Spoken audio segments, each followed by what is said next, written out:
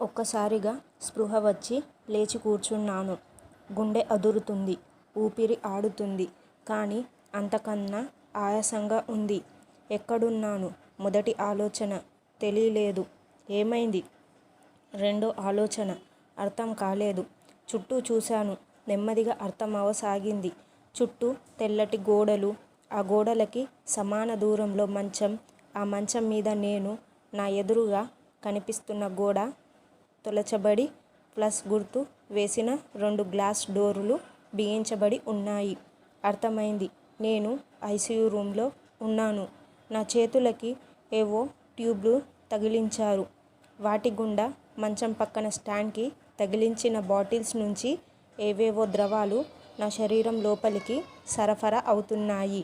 ముక్కుకి oxygen mask పెట్టారు. అయితే తల బద్దలైపోతున్న అనుభూతి. వెంటనే చేత్తో నుదిటిని తడుముకున్నాను. చర్మం తగల్లేదు. కానీ తలకి చుట్టిన బ్యాండేజ్ మాత్రం తెలిసింది. మళ్ళీ అదే ఆలోచన. ఏమైంది నాకు? ఈసారి గుర్తుకు రాలేదు. ముక్కుకి ఆక్సిజన్ మాస్క్ బరువుగా ఉన్నట్టు అనిపించింది. తీసి పక్కన పెట్టబోయాను. అప్పుడు గమనించాను. చేతులకి ఎవరో రక్కినట్టు ఏవేవో ఘాట్లు, మచ్చలు తేలి ఉన్నాయి. కాళ్ళకి కూడా. కానీ అవేమీ పట్టించుకోకుండా ఆక్సిజన్ మాస్క్ని తీసి పక్కన పెట్టాను. చేతులకి తగిలించిన ట్యూబ్లని కూడా తొలగించాను. ఒళ్ళంతా సలఫరంగా ఉంది. ఇంతలో వెనక నడుం కింద నుంచి మెడపై దాకా ఏదో జర్రిగొట్టు పాకినట్టు నొప్పి పాకిన అనుభూతి. అమ్మా! పంటి బిగువన ములిగాను. అప్రయత్నంగా చేత్తో వెనుక తల భాగాన్ని స్పృశించాను. తడి తగిలింది. చూస్తే రక్తం. ఆ వెంటనే జరిగింది మొత్తం కళ్ళ ముందు ఫ్లాష్గా మెదిలింది. భయంతో కళ్ళు మూసేశాను. మళ్ళీ జర్రిగొట్టు నొప్పి. దేవుడా! ఈసారి పైకే అన్నాను. ఆ జర్రిగొట్టు నొప్పి వెన్నుని చీల్చేసేలా ఉంది. అయినా ధైర్యం చేసి పాదాన్ని కింద పెట్టాను. డోర్ని చేరి రూమ్ నుంచి బయటపడాలనేది నా ఉద్దేశం. అయితే పాదాన్ని మోపిన మరుక్షణం నేల చల్లదనం వెన్నుని ఇందాక జర్రిగొట్టు నొప్పికి మించిన గగుర్పాటుకి గురిచేసింది. తడబడుతూనే లేచి నిల్చున్నాను. ఊపిరి బరువుగా వస్తుంది. పట్టించుకోకుండా డోర్ కేసి నడిచాను. అయితే డోర్ని తెరవబోతున్నా అనే క్షణంలో వినిపించింది ఆ శబ్దం. కాగితం రెపరెపలాడుతున్న శబ్దం. అప్రయత్నంగా శబ్దం వస్తున్న కేసి తల తిప్పాను. మంచం పక్కన టేబుల్ మీద ఉన్న పూల బొకేల మధ్యలో ఉంది ఆ కాగితం. గాలికి రెపరెపలాడుతుంది. అప్రయత్నంగా దానికేసి నడిచాను. దగ్గరికెళ్తే తెలిసింది అది కాగితం కాదు, ఫోల్డ్ చేసిన లెటర్ అని. వంగి మునివేళ్లతో దాన్ని అందుకున్నాను. తెరవబోతూ అది ఉన్న బొకే కేసి చూశాను. విత్ లవ్ ఫ్రమ్ ఆల్బర్ట్ అని వ్రాసి ఉంది. అంటే ఇది ఆల్బర్ట్ వ్రాసిన లెటర్. కానీ అతడు లెటర్ రాయటం ఏంటి? వెంటనే ఆల్బర్ట్ నా కళ్ళ ముందు మెదిలాడు. ఆల్బర్ట్ గురించిన చిన్న ఆలోచన చాలు నా పెదాలు అర్ధచందాకారంలోకి మారిపోతాయి. బుగ్గల్లోకి రక్త ప్రసరణ అధికమయ్యి చెక్కిళ్ళు ఎరుపెక్కుతాయి. అతడి ప్రతిరూపం నా మనోఫలకం అంతా నిండిపోయి అతడి జ్ఞాపకాలు నా కళ్ళ ముందు కదలాడాయి. ఇదంతా కేవలం సెకండ్ల వ్యవధిలోనే జరిగిపోతుంది. అంతటి గాఢ ముద్ర అతడిది నా మీద. కానీ జీవితంలో మనం కొన్నిసార్లు కొన్ని విషయాల్ని ఇలా జరిగి ఉండాల్సింది కాదు అని అనుకుంటూ ఉంటాం.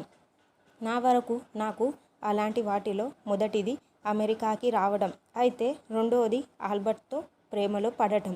అవును, నేను ఆల్బర్ట్ని ప్రేమించాను. ఎంతగా ప్రేమించాను అంటే నాకే తెలియకుండా నేను అతడి మీద ప్రేమని పెంచుకున్నాను. అతడు కూడా అంతే. నేనంటే చాలా ఇష్టపడేవాడు. ఎంత ఇష్టపడేవాడు అంటే మా ఇద్దరి మధ్య పరిచయం 2 సంవత్సరాలే అయినా నేను జన్మతా తన దేశం కాకపోయినా ప్రతి ఒక్కరిని నన్ను తన బెస్ట్ ఫ్రెండ్ అని పరిచయం చేసేవాడు. అయితే ఆ బెస్ట్ ఫ్రెండ్ హోదానే తర్వాత నా ప్రేమకి అడ్డు వస్తుందని అప్పుడు నేను అనుకోలేదు. ఆ బెస్ట్ ఫ్రెండ్ హోదానే ఆ రోజు అతడు అడిగిన సమయాన్ని ఒప్పుకునేలా చేస్తుందని ఊహించలేదు. ఆ బెస్ట్ ఫ్రెండ్ హోదానే ఇప్పటి నా ఈ పరిస్థితి కారణమవుతుందని అస్సలు ఊహించలేదు. కానీ జీవితం అంటే అంతే. ఊహించినది నిజమైతే దాన్ని అదృష్టం అంటారు. జరిగేదాన్ని ఊహించలేకపోవటాన్నే విధి అంటారు. నాకు అదృష్టం లేదు. విధి మాత్రం నాతో అన్ని రకాల ఆటలు ఆడుతుంది. నిజానికి ఆల్బర్ట్ నా దగ్గర చాలా ట్రాన్స్పరెంట్గా ఉండేవాడు. పైగా ఎవరు కూడా ఆల్బర్ట్కి కాదు అని చెప్పలేరు. నెలకోసారి సెల్ ఫోన్ని మార్చినంత తేలికగా అతడు గర్ల్ఫ్రెండ్ని మారుస్తాడు. తెలిసినా ఎంతోమంది గర్ల్ఫ్రెండ్ని రాత్రిళ్ళు తన రూమ్కి తీసుకెళ్తాడని తెలిసినా రాత్రిళ్ళు తాను ఆ అమ్మాయిలతో ఎలా గడిపింది వచ్చి పూసగుచ్చినట్టు వర్ణించి మరీ చెప్పినా ఆల్బర్ట్కి కాదు అని సమాధానం చెప్పలేరు. అతడి స్నేహాన్ని వద్దు అని దూరం పెట్టలేరు. కనీసం నేను పెట్టలేను. అదే అతడి మ్యాజిక్. ఇక నువ్వు భారతీయ అమ్మాయివి అయితే అమెరికాలో పరిస్థితులు కొంచెం విభిన్నంగా ఉంటాయి. నిజానికి మేము అమెరికాకి వచ్చేసి సంవత్సరాలు గడుస్తున్నా మా అమ్మానాన్నలు మాత్రం ఇంకా భారతీయత అనే బ్యాటిల్లో సాంప్రదాయం అనే మూత కిందే బంధింపబడే ఉన్నారు. ముఖ్యంగా మా అమ్మ. ఆ కారణంగానే ఆ రోజు ఆల్బర్ట్ ఎవరో అమ్మాయిని పేరు తెలుసు కానీ ఆల్బర్ట్ని ముద్దు పెట్టుకున్న అమ్మాయి పేరు పలకడం కూడా నాకు ఇష్టం లేదు. ముద్దు పెట్టుకుంటున్నప్పుడు చూసి మా అమ్మ నోరెళ్ళబెట్టేసింది. దూరం నుంచి నాకు చూపిస్తూ చీచీ చూడవే వాడు సిగ్గు లేకుండా ఆ అమ్మాయితో ఏం చేస్తున్నాడో అంది. మరుక్షణంలో తప్పు అటువైపు చూడకు అంటూ నా కళ్ళు మూసేసి నన్ను ఇటువైపుకి తిప్పేసింది. చూడు అంటూ చూడమనటం ఎందుకో మళ్ళీ తప్పు అంటూ వద్దనటం ఏంటో మా అమ్మ తీరు నాకు అర్థం కాలేదు. కానీ ఒకటి మాత్రం నిజం. అప్పుడు నాకు ఆల్బర్ట్ అలా ఆ అమ్మాయిని ముద్దు పెట్టుకోవడం అస్సలు నచ్చలేదు. స్టూపిడ్. అదే అతడి మీద నా మొదటి భావన. కానీ ఇవేవి నన్ను ఆల్బర్ట్తో ప్రేమలో పడకుండా ఆపలేకపోయాయి. సన్నటి ఆకారం, గ్రే కలర్ జుట్టు, టీషర్ట్ మీద విశాలమైన భుజాలు ఆకట్టుకునే చరిష్మాతో అతడు అమ్మాయిల్ని అయస్కాంతంలా ఆకర్షిస్తాడు. ఏదో మంత్రం వేసినట్టు అమ్మాయిలు కూడా వెళ్ళి అతడి ఒళ్ళో వాలిపోతారు. అయితే ముందే చెప్పాగా ఆల్బర్ట్ నా దగ్గర చాలా ట్రాన్స్పరెంట్ అని. అందుకే నేను ఖచ్చితంగా చెప్పగలను అతడు ఏ అమ్మాయికి పడలేదు. కానీ ఇక్కడ దురదృష్టం ఏందంటే అతడు నాకు కూడా పడలేదు. ఆయాసం, బరువు పెరిగింది. గుండె వేగం హెచ్చించింది. ఆలోచనల నుంచి తేరుకొని లెటర్ని తెరిచాను. నా కళ్ళు సులాల్లా అతడు వ్రాసిన వ్యాకాలకేసి పరుగులు పెట్టాయి. అతడి అక్షరాలు చాలా అందంగా ఉన్నాయి. నిజానికి నాకు అతడి ప్రతిదీ అందంగానే అనిపిస్తుంది. లెటర్ చదువుతున్నంతసేపు నా చెంపల మీద నిలిచి ఉన్న కన్నీళ్లు చదవటం పూర్తయ్యాక ఇక మా వల్ల కాదన్నట్టు ఆత్మహత్య కోసమని నేల మీదకి దూకాయి. అందమైన అక్షరాల్ని అద్భుత పదాల రూపంలో వాక్య నిర్మాణం చేసి మనిషి మెదడుతో ఇంత క్రూరంగా ఆడుకోవచ్చా అనేలా ఉంది అతడి లెటర్. ఏంటి ఆల్బర్ట్ నువ్వు రాసింది? నమ్మశక్యంగా లేదు. మళ్ళీ లెటర్ని చదివాను. అందులోని విషయం నాలోకి ఇనికేదాకా చదివాను. ఇనికాక నాకు నేను బ్రతికి ఉన్న శవంగా అయిపోయిన అనుభూతి. గుండెని కోసేస్తున్న భావన. ఇందాక వెన్నుని చీల్చేసేలా అనిపించిన జర్రిగొట్టు నొప్పి కన్నా 1000 రెట్లు ఎక్కువ నొప్పి. కానీ ఈ నొప్పి శారీరక నొప్పి కాదు, మానసిక నొప్పి, భావోద్వేగపు నొప్పి. మనసు పొరల్ని చీల్చి విడదీసి అణువణువు చొచ్చుకుపోయే నొప్పి. నన్ను ఈ ప్రపంచానికి దూరం చేసే నొప్పి. లెటర్ని గుండెలకు హత్తుకొని వెనక్కి నడుచుకుంటూ గోడకేసి వెళ్ళాను. వద్దు, లెటర్లో వ్రాసింది నమ్మవద్దు. అతడి గురించి నీకు తెలుసుగా. ఆల్బర్ట్ అబద్ధం ఆడుతున్నాడు. నాలోని ఒక పాశ్యం వాదన. నీకేమైనా పిచ్చా? ఈ స్థితిలో కూడా ఆల్బర్ట్ అబద్ధం ఆడుతాడా? అతడు వ్రాసింది నిజం. నాలోని మరో పాశ్యం ఖండన. నేను మాత్రం వాటి వాదనల మధ్య నిలబడలేనట్టు గోడవారగా కిందకి జారిపోయాను. ఉన్నట్టుండి ఊపిరి ఆడని ఫీలింగ్. గుండె నెమ్మదించింది. వెంటనే మంచం మీద ఆక్సిజన్ మాస్క్ వేసి చూశాను. లేవటానికి ప్రయత్నించాను. కానీ లేవలేకపోయాను. ఆ ప్రయత్నాన్ని విరమించి కాళ్ళని గుండెల దగ్గరగా తెచ్చుకొని తలని మోకాళ్ళ మధ్యలోకి దూర్చాను. ఊపిరి కోసం ఎగబీల్చసాగాను. అయితే శ్వాసనాళంలో ఏదో మందమైన కఫం లాంటిది అడ్డుపడినట్టు ఉంది. ఊపిరి అందడం లేదు. ఇంతలో బయట అస్పష్టంగా ఎవరివో స్వరాలు. అమ్మేనా? అమ్మా అన్నాను. అయితే నా మాట నాకే వినిపించలేదు. ఇక బయట ఎక్కడో ఉన్న అమ్మకి వినిపిస్తుంది అన్న నమ్మకం లేదు. ఇంతలో మళ్ళీ ఆల్బర్ట్ కళ్ళ ముందు మెదిలాడు. లేదు, నేను ఓడిపోకూడదు. నేను బ్రతకాలి. చివరిగా ఆల్బర్ట్తో ఒకసారి మాట్లాడాలి. అదే నిశ్చయంతో నేలమీదే మంచం కేసి పాకటానికి ప్రయత్నించాను. అయితే బలం చాలక కుదరట్లేదు. నా మదిలో ఆలోచనలు సుళ్ళు తిరుగుతున్నాయి. నా కళ్ళు మూసుకుపోతున్నాయి. అయినా నా ప్రయత్నాన్ని మాత్రం విరమించలేదు. కొనసాగిస్తూనే ఉన్నాను.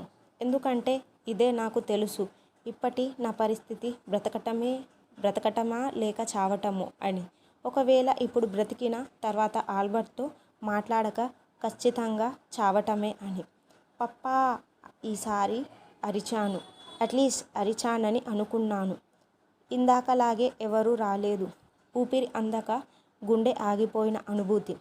ఊపిరితిత్తులు కుంచుకుపోతున్నాయి. శరీరం బయట లోపల భరింపరాని విపరీతమైన బాధ.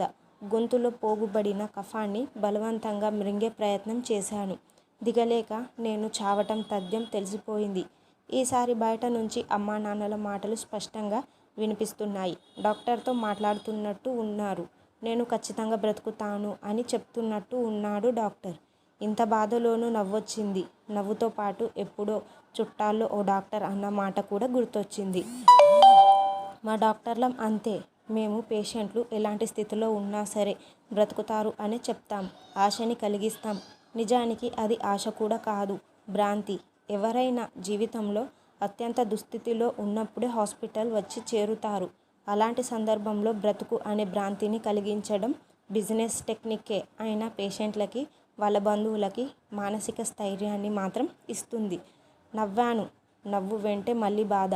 నొప్పి, బాధ పెరుగుతున్న కొద్దీ మృత్యుదేవత నా చెవుల్లో నాట్యం చేస్తున్న అనుభూతి. అటు మంచం, ఇటు డోర్ రెండు కొన్ని మైళ్ళ దూరంలో ఉన్న ఫీలింగ్. నాకు ఓడిపోవటం ఇష్టం ఉండదు. కానీ దేన్ని చేరుకునే శక్తి లేదు. నేల మీదకి ఒరిగిపోయాను. వేడిగా ఉన్న నా బుగ్గ కింద నేలకి తగిలి ఈసారి దాని చల్లదనాన్ని మరింత అనుభూతింపజేసింది. కళ్ళు మూసేశాను. ఎదురుగా ఎవరో కనిపిస్తున్నారు. ఆ ఎదురుగా ఉంది ఎవరో కాదు, మృత్యుదేవత. అయితే ఆమె ఊహించినంత భయంకరంగా ఏమీ లేదు. పైగా అందంగా ఉంది. విశాలమైన కళ్ళు, ఒంటినిండా నగలు, ఒడ్డానంతో పట్టుచీరలతో లక్ష్మీదేవి అంత అందంగా నిర్మలంగా ఉంది. నన్ను రారమ్మని చేతులు చాపి పిలుస్తుంది. ఆమె నవ్వుకే వెళ్ళి ఆమె చేతుల్లో ఒదిగిపోవాలని అనిపించేలా ఉంది. కానీ నాలో ఉన్న ఆల్బర్ట్ అనే ఆశ అందుకు ఒప్పుకోలేదు. లేదు, నువ్వు పోరాడాలి. ఆమె ట్రాప్లో పడకు అని అరిచింది. వెంటనే కళ్ళు తెరిచాను. అంత బ్లర్గా తప్ప ఏం కనిపించట్లేదు. నేల మీద చలనం లేని నా శరీరం నా మనసుని పరిహసిస్తున్నట్టు అనిపించింది. చివరిసారిగా దగ్గి మళ్ళీ రెప్పలు వాల్చేశాను. ఈసారి చీకటి తప్ప మృత్యుదేవత కూడా కనిపించలేదు. కానీ చేతిలోని ఆల్బర్ట్ లెటర్ని మాత్రం ఫ్యాన్ గాలికి ఎగిరిపోకుండా అలానే పట్టి ఉంచాను. పూర్తిగా స్పృహ కోల్పోయాను. నేను ఆల్బర్ట్ని కడసారి చూడగలనా? అతడితో మాట్లాడగలనా?